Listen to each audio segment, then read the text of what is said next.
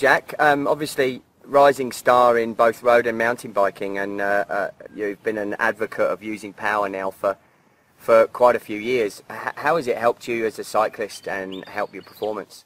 I think since I've started coming on board with you and FTP training, it's really changed how I've looked at my training programs as well as each ride that I do. By having power meters on my mountain bike and road bike really helps to be able to gauge how hard the riding is and then learn how fatigued you become after each ride, and it really helps you try and peak at the right times throughout the year.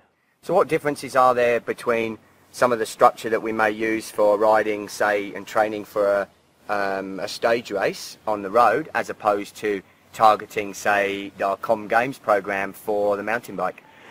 For road racing, it's much longer efforts, and for myself, who's a climber / time trialer, it's more about doing sort of 10 to 20 minute efforts, which is what I'm going to be doing during the race, and then to be able to gauge the amount of effort that I'm doing in training to the same amount that I'll be doing in the race, I can really try and improve my performance in those areas. Compared to the mountain biking, which is a much shorter event, it's an hour and a half long, we work a lot more on the punchier stuff, coming out of corners, as well as just holding like about 30-second to 2.5 minute power.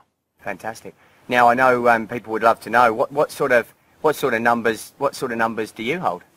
So I've tested near your house actually in Kangaroo Valley, upper climb there on the south side of Berry Mountain, and we did 425 watts for about 17 minutes. Fantastic. Okay, and how about your sort of 5 minute efforts, 5 minute peak power? For my 5 minute peak power, I'm looking at about 472 watts for the 5 minutes, and then as I dip below that, I sort of struggle in the shorter, punchier stuff.